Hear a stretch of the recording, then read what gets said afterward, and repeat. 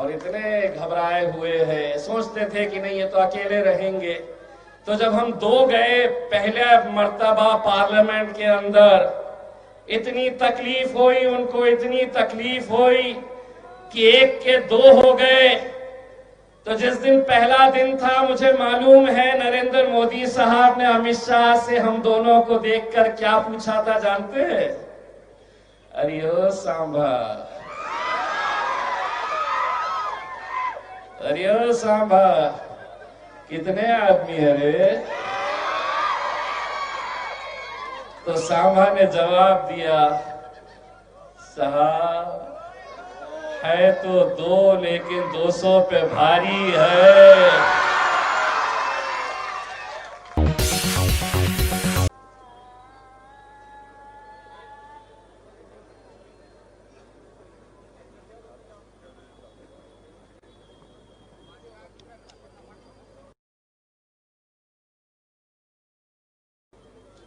आइए आजाद जलसे की दोबारा कार्रवाई का आगाज कर रहा हूँ। रियासत महाराष्ट्र के नौ मुंतखबा रुकन पार्लियामेंट अली जनाब इम्तियाज जलील साहब से अदबन गुजारिश करूंगा कि वो जलसे को मुखातिब फरमाएं।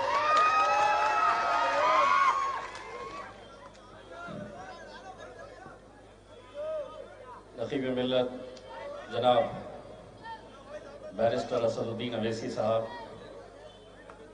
बिहार तेलंगाना के लेजिस्लेटिव असेंबलीज के हमारे तमाम MLAs, मजलिस इत्तेहादुल मुस्लिमीन के तमाम जिम्मेदारान, नौजवानों, साथियों, बुजुर्गों, मैं यहाँ पर आप लोगों के जोश, जज्बे, हिम्मत और ताकत को सलाम करने के लिए आया हूँ।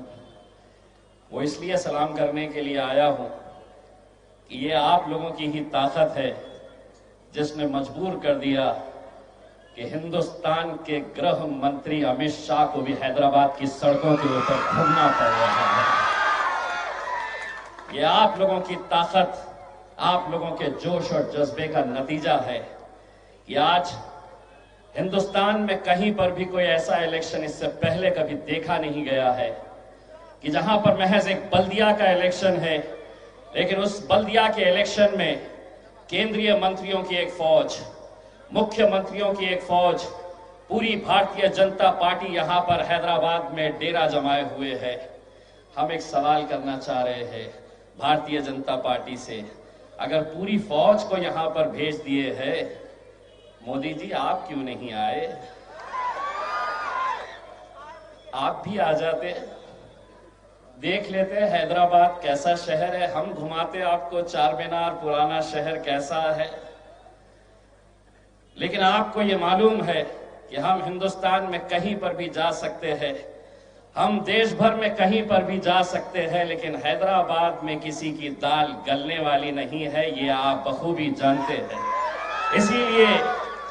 इसीलिए जो डर और खौफ आपको सताया तो आपने सबको भेज दिए, खुद दूर रहे। आप तो कल हैदराबाद आए थे वैक्सीन ढूंढने के लिए कि वैक्सीन कैसे बन रही है कोरोना की। 1 तारीख के दिन आपकी पार्टी को हैदराबाद की आवाम कैसा इंजेक्शन देने वाली है ये भी आप देख लेते थे तो आपको समझ में आ जाता था। लेकिन नहीं, वैक्सीन कोरोना का ढूंढने के लिए आएगा। 4 तारीख के दिन आपको पता चलेगा कि हैदराबाद की आवाम कुछ हटकर है।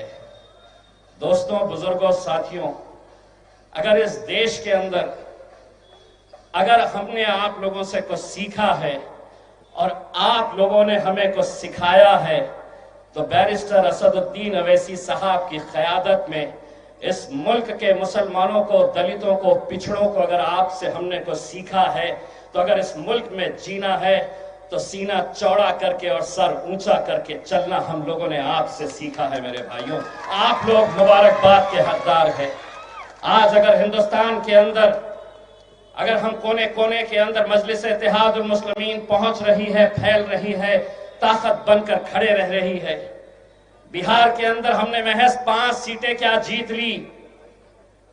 5 सीटें किसी एक असेंबली के लिए बहुत बड़ा आंकड़ा नहीं होता है, लेकिन असर उसका क्या हुआ है आप अच्छी तरह से जानते हैं। हमने बिहार के अंदर 5 सीटें क्या जीत ली, इतना हड़कंप मच गया मानो असदुद्दीन अवैसी साहब वजीर आजम की कुर्सी के ऊपर जाकर बैठ गए हैं। बैठेंगे इंशाल्लाह, वहां पर भी बैठेंगे इंशाल्लाह, लेकिन उसका असर क्या हुआ है? हम 5 सीटें क्या जीत लिए वहां पर? अब महफिल सजती है भारतीय जनता पार्टी की, महफिल सजती है कांग्रेस पार्टी की, महफिल सजती है आरजेडी की, महफिल इन सब की सजती है, लेकिन चर्चा हमारा होता है, चर्चा हमारा होता। बस ऐसा हो गया है कि ये हैदराबाद की एक जमात, हैदराबाद की एक जमात जिसके बारे में लोग कहते थे कि ये सिर्फ हैदराबाद तक महदूद है, बाहर इसे कोई जानता नहीं, कोई पहचानता नहीं। हैदराबाद के बाहर मजलिस का वजूद क्या है, लोग ये सवाल करते थे। हद तो ये हो गई कि लोग ये तक कहते थे कि बैरिस्टर असदुद्दीन अवैसी साहब अकेले पार्लियामेंट के अंदर इतने सालों से जाते हैं और अकेले ही रहेंगे, लेकिन नहीं, आप लोगों की दुआओं की वजह से अब असदुद्दीन अवैसी साहब पार्लियामेंट में अकेले नहीं बैठते हैं, मैं भी बैठता हूं आप लोगों की दुआओं की वजह से। और इतने घबराए हुए हैं, सोचते थे कि नहीं ये तो अकेले रहेंगे। तो जब हम 2 गए पहले मर्तबा पार्लियामेंट के अंदर, इतनी तकलीफ हुई उनको, इतनी तकलीफ हुई कि 1 के 2 हो गए। तो जिस दिन पहला दिन था, मुझे मालूम है नरेंद्र मोदी साहब ने अमित शाह से हम दोनों को देखकर क्या पूछा था जानते हैं? अरे ओ सांभा, अरे ओ सांभा, कितने आदमी है रे? तो सांभा ने जवाब दिया, साहब है तो 2 लेकिन 200 पे भारी है। अल्हम्दुलिल्लाह ये शुरुआत हुई। और जब मैंने पार्लियामेंट के अंदर पहला भाषण दिया तो एक भाजपा का एमपी बोला, पहले वो तो बोलते थे अब तुम भी बोलेंगे। मैंने कहा मजलिस इत्तेहादुल मुस्लिमीन गूंगे मुक्के बहरों की जमात नहीं है, बोलने वालों की जमात है और हम बोलेंगे, डटकर बोलेंगे। पहले तुम बोलते थे, हम सुनते थे, अब हम बोलेंगे और तुम्हारे बात को भी सुनना पड़ेगा, सुनना पड़ेगा। कब तक ये खामोश मिजाजी तुम्हें जीने नहीं देगी। इस दौर में जीना है तो कोहराम मचा दो। सुना है अमित भाई चले गए, मैं अमित भाई कह रहा हूं, वरना हैदराबाद की हमारी एक बहन ने कुछ अलग नाम दी थी, मैं नाम नहीं देने वाला हूं, मैं नहीं बोलने वाला हूं। वरना ये बैठे हुए हैं सामने लेकर इसमें कि वह बनाते तब बनाते, क्या बोली थी मुझे नहीं पता, अब बोलिए। ठीक है मेरे भाइयों, मैं आप लोगों से सिर्फ इतनी इल्तिजा करने के लिए आया हूं। ये इलेक्शन और पहले के इलेक्शन में जमीन और आसमान का फर्क है। आपने देखा होगा कि इस इलेक्शन के अंदर जिस तरह की ताकतें इकट्ठा हो गई, हर एक का मकसद यही है कि मजलिस इत्तेहाद और मुस्लिमीन के गढ़ के अंदर अगर हम उन्हें कमजोर कर देंगे, अगर अपने गढ़ के अंदर इन्हें हम खत्म कर देंगे, तो हम आगे का सपना, एक ख्वाब जो देख रहे हैं आप लोगों के लिए, चाहे वो पश्चिम बंगाल हो, उत्तर प्रदेश हो या देश के कोने कोने में, वहां पर जाने के लिए। वरना कहीं पर ऐसा इलेक्शन नहीं हुआ है जहां पर बड़े बड़े नेता आते हैं, इस तरह की बयानबाजी करके चले जाते हैं।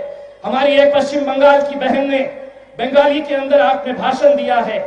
आपको एक हम बात बताना चाहते हैं, जिस दिन आप मजलिस से हमारा ताल्लुक हो गया है, आप अगर इशारों में भी बात कर देती तो हमारी आवाम समझ जाती आप क्या कहना चाह रही है करके। ये मजलिस का एक रिश्ता है। लेकिन आज हमने देखा है हैदराबाद की सरजमीन के ऊपर कैसे कैसे बयान दिए गए। इसी तरह का एक बयान हमने बिहार में अख्तरुल ईमान साहब के एक जलसे के अंदर सुना था, जहां पर कांग्रेस के अध्यक्ष राहुल गांधी जी के मौजूदगी में वहां के एक उम्मीदवार ने कहा था कि असदुद्दीन अवैसी जो हैदराबाद से बिहार आया है, मैं उसके हाथ पैर तोड़ के वापस उसे हैदराबाद भेज दूंगा। पब्लिक ने उसी दिन तय किया कि तू क्या हाथ पैर तोड़ेगा, हम तुझे इलेक्शन के दिन दिखाएंगे। अख्तर ईमान साहब को 90,000 से ज्यादा वोट मिले तो वो जो हाथ पैर तोड़ने की बात कर रहा था वो 20,000 में ही लपेटा गया। और अब यहां पर एक भाजपा का नेता कहता है कि अगर हम चुनकर आ गए तो हम अवैसी भाइयों को अपने पैरों के नीचे रखेंगे। एक गंजू, समझता है गंजू,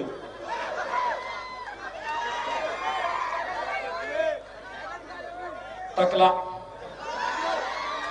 कहता है कि अगर हम आ गए तो पुराने शहर के अंदर हम सर्जिकल स्ट्राइक करेंगे। मैंने कहा कर ले, शर्त यह है जिस दिन तेरे सर पे बाल उग गए उस दिन कर ले सर्जिकल स्ट्राइक।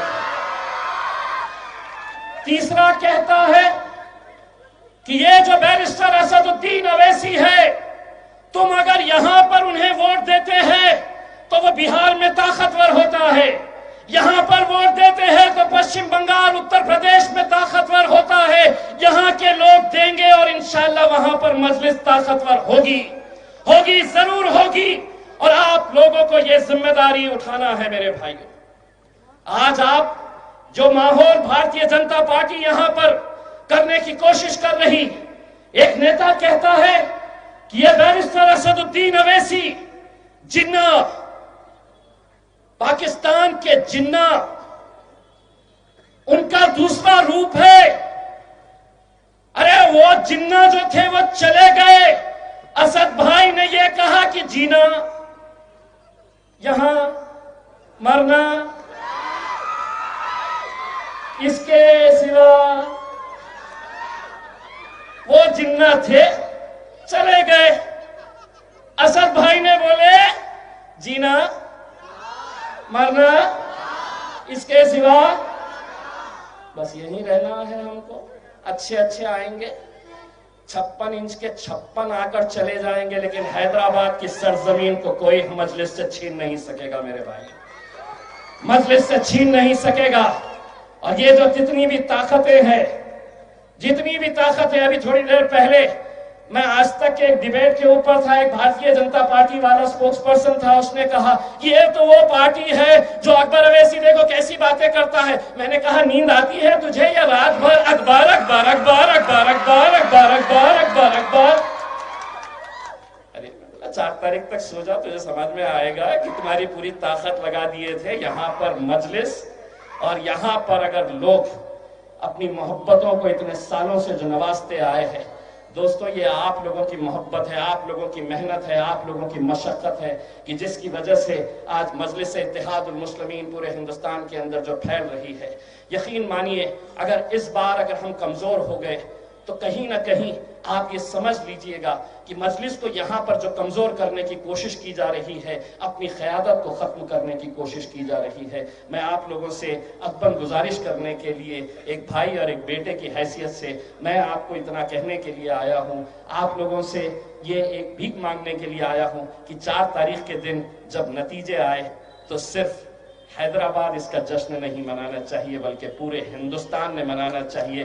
और हम भी फख्र के साथ महाराष्ट्र के अंदर हमने ये कहना चाहिए कि हम भी आए थे आपके दरबार में आप लोगों से इल्तिजा करने के लिए और आप लोगों ने हमारा सुना है। बस जाते जाते आप लोगों से सिर्फ इतना कहना चाहूंगा, अगर मजलिस के साथ पूरी ताकत के साथ खड़े हैं मेरे भाइयों, तो एक बार दोनों हाथ ऊंचा करके मेरी आवाज के साथ आवाज लगाइए, मजलिस इत्तेहादुल मुस्लिमीन, मजलिस इत्तेहादुल मुस्लिमीन, बैरिस्टर असदुद्दीन अवैसी, जनाब अकबरुद्दीन अवैसी। बहुत बहुत शुक्रिया। जाते जाते 1 तारीख के दिन सिर्फ धपाधप धपाधप धपाधप पतंग के ऊपर मारिए। बहुत बहुत शुक्रिया।